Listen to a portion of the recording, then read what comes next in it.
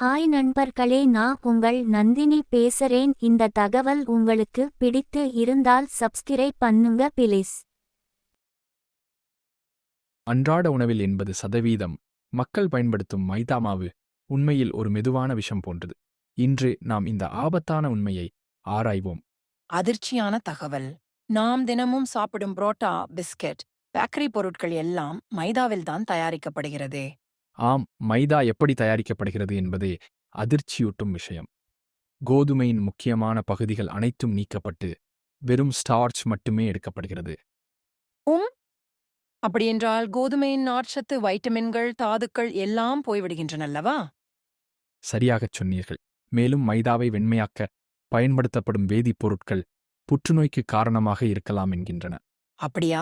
பல குடும்பங்களில் குழந்தைகள் கூட தினமும் மைதா உணவுகளை சாப்பிடுகிறார்களே.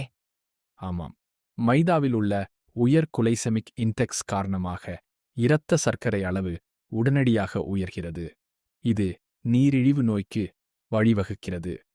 இரவில் பரோட்டா சாப்பிடுவது பற்றி என்ன நினைக்கிறீர்கள்? பலர் இரவு உணவாக பரோட்டாவை விரும்புகிறார்கள். மிகவும் ஆபத்தானது. இரவில் செரிமான மண்டலம் மெதுவாக செயல்படும். மேலும் உடல் இயக்கம் குறைவாக இருப்பதால் உணவு முழுவதும் கொழுப்பாக மாறி சேமிக்கப்படுகிறது. அப்படியானால் மைதாவுக்கு என்ன மாற்று உணவுகளை பரிந்துரைக்கிறீர்கள்? முழு கோதுமை, மாவு, கம்பு, ராகி போன்ற தானியங்கள் சிறந்த மாற்று. இவற்றில் நார் சத்து, வைட்டமின்கள், தாதுக்கள் நிறைந்துள்ளன. மேலும் இவை மெதுவாக செரிமானமாவதால் நீண்ட நேரம் வயிறு நிறைந்த உணர்வைத் தரும். இந்த மாற்றத்தை செய்வது கடினமாக இருக்குமே. படிப்படியாக மாற்றலாம். முதலில் வாரத்தில் 2 முறை மட்டும் மைதா உணவுகளை சாப்பிடலாம். பின்னர் மெதுவாக குறைத்து முழு தானிய உணவுகளுக்கு மாறலாம். இறுதியாக நம் நேயர்களுக்கு என்ன சொல்ல விரும்புகிறீர்கள்? மைதா ஒரு மெதுவான விஷம். ஆனால் நாம் விழிப்புணர்வுடன் இருந்தால் நம் உணவு பழக்கத்தை மாற்றி ஆரோக்கியமான வாழ்க்கையை வாழலாம்.